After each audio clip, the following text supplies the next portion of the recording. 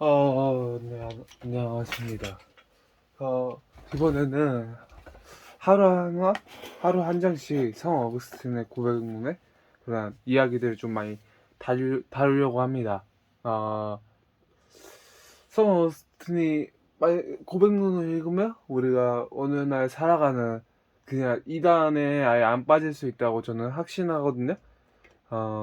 그래서 제가 오늘 성 어거스틴의 가장 읽고 싶은 쪽 90페이지에 하나님의 형상과 족장들의 의에 관한 성경 말씀을 공격한 마니고가 잘못된 것임을 말함.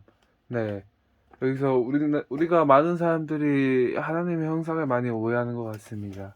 그래서 성 어거스틴이 옛날 마니교에 맞았을 때도 하나님의 형상에 대해 오해를 해가지고 그 마니교라는 그 이단 같은 교리에 깊게 빠졌었죠. 그래서 어거스틴이 그거에 대해 뭐라고 하는지 같이 읽어가면 좋겠습니다.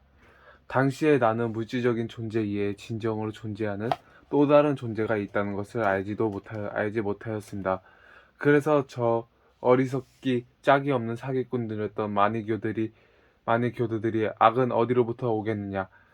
사람이 하나님의 형상으로 지음을 받았다고 하는 것이 사실이라면 하나님의 사람의 형상이 하고 계셔서 사람의 몸의 형태에 의해 제한되고 머리카락이나 손톱을 가지고 계신다는 것이 되는데 그것이 말이 되겠느냐? 여러 명의 아내들을 동시에 거느리거나 사람들을 죽이거나 살아있는 동물들을 도살해서 제사를 드린 족장들이 과연 의인이라고 할 수 있겠느냐? 꼭 내게 말하면 나는 아주 예리한 통찰이라고 생각해서 그들의 말에 지지를 보냈습니다. 그런 문제들이 무지했던 나는 그런 말을 들으면 무척 당혹해하면서도 그들의 말에 수긍할 수밖에 없었습니다. 나는 진리로부터 점점 더 멀어져 가고 있는데도 내게는 내가 진리를 향하여 점점 더 나아가고 있는 것처럼 보였습니다.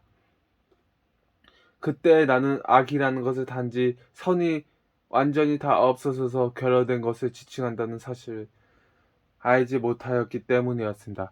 내 눈은 물질적인 것들만을 보고 있었고 내 마음은 허상들만을 보고 있었는데 어떻게 내가 그러한 사실을 알 수 있었겠습니까? 또한 나는 하나님은 영이시기 때문에 길이와 넓이를 지닌 그 어떤 부분도 가지고 계시지 않고 부피를 지닌 존재도 아니시라는 것을 알지 못하였습니다. 부피를 지닌 존재는 언제나 전체의 일부로서 전체보다 작을 수밖에 없고 어떤 것이 무한한 부피를 지닌 존재라고 할지라도 특정한 제한된 공간을 차지하는 것이기 때문에 무한이라는 전체보다 작을 수밖에 없습니다. 그러므로 만약 하나님이 부피를 지니신 분이라면 그런 하나님은 영이신 하나님과 달리 그 어디에나 빠짐없이 계실 수밖에 없게 됩니다.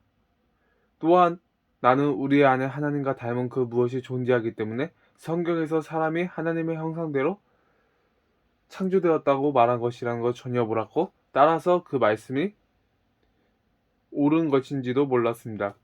또한 나는 인간 사회의 간섭에 따라서가 아니라 정능하신 하나님의 지극히 올바른 법에 따라서 판단하는 좀 더 깊은 참된 의에 대해서도 알지 못하였습니다. 하나님의 법 자체는 어디서나 늘 동일하고 시대와 지역에 따라서 달라질 수 없지만 사람들은 하나님의 법을 가져와서 자신들이 살아가는 시대와 지역에 맞춰서 도덕과 강습을 형성합니다. 아브라함과 이삭과 야곱과 모세와 다윗을 비롯해서 하나님으로부터 칭찬을 받은 모든 사람들이 이 하나님의 법에 따라서 의롭다 하심을 받았지만 인간적인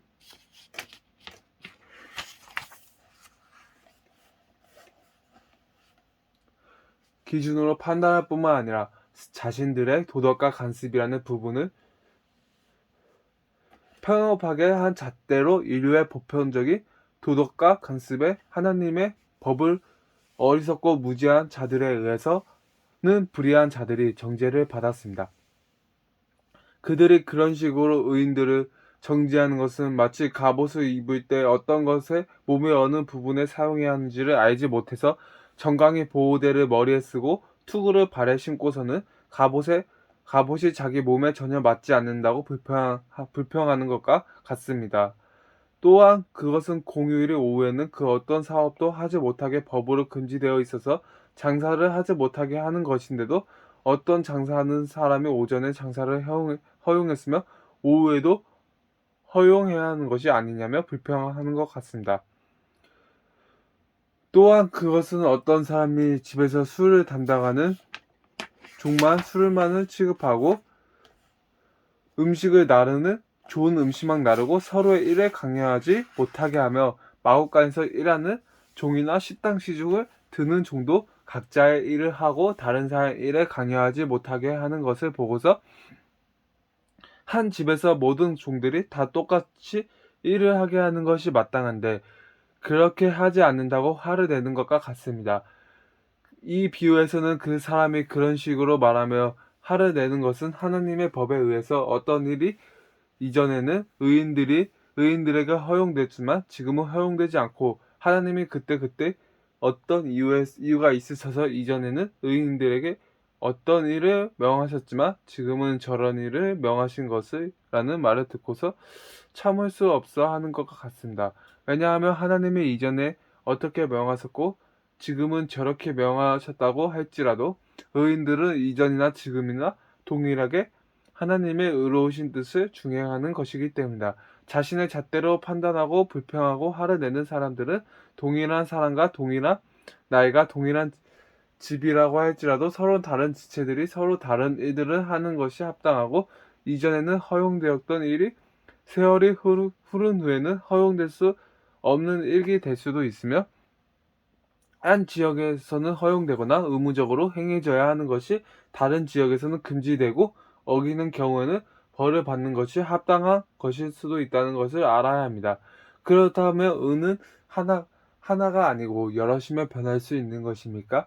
그렇지 않습니다. 그런데도 의가 하나가 아니고 여럿인 것처럼 보이고 시대와 지역에 따라 변할 수 있는 것처럼 보이는 것은 의가 적용되는 각각의 시대들이 늘 똑같은 것이 아니라 끊임없이 변하여서 서로 다른 시대들이 되기 때문입니다. 그런데 이 땅 위에서 살아가는 사람들은 삶은 짧아서 자신들이 경험하지 못한 이전 세대들과 사람들이 자신들이 경험해서 알고 있는 시대와 사람들과 다르게 생각하고 행한 이유를 알 수 없는 반면에 동일한 사람의 몸이나 동일한 날이나 동일한 가정에서는 각각의 지체나 각각의 시간들이나 각각의 사람들에게 가장 합당한 것이 무엇인지 쉽게 알 수 있습니다. 사람들은 전자를 대해서는 화를 내고 후자에 대해서는 수긍을 하는 것입니다. 당시에 나는 그런 원리를 알지 못하였고 관심을 갖지도 못하였습니다. 내 눈은 도처를 그런 원리로 접하고 있었지만 나는 그것을 보지 못했고 알지 못했습니다. 그때는 나는 시들을 짓곤 하였습니다. 그런데 시들을 지을 때는 가군의 명대로 아무데나 붙여서는 안 되었고 어떤 복역의 신화에 따라 가군을 붙이는 방식이 달랐으며 심지어 하나의 동일한 시에서조차도 가군을 붙이는 곳이 모든 대목에서 동일하지는 않았습니다.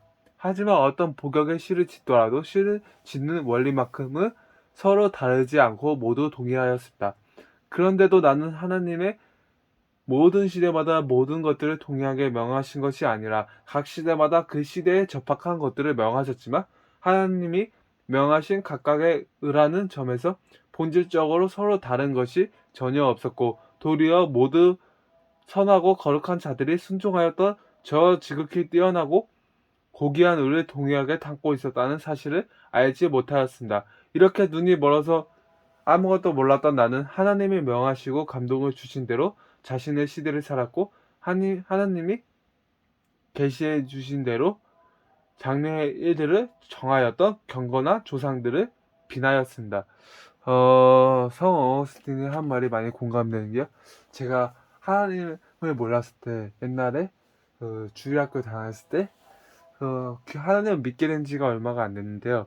그때 그걸 봤을 때 너무나 하나님의 형상이라고 이야기했을 때 성 어거스틴처럼 하나님은 뭐 사람의 몸이라 막 생각을 하고 인간의 사람의 몸으로 우리를 계속 바라본다고 생각했어요. 그러면 하나님은 잘생겼을까? 못생겼을까? 또 이런 것도 많이 궁금했고, 또 하나님은 우리처럼 좀 약간 그런 거라고 많이 생각했던 것 같아요. 네, 오늘날 다시 생각해보면 하나님의 우리는 인간은 선하심을 많이 담은 것 같습니다. 네, 오늘도 복된 하루가 되면 좋겠습니다. 아멘.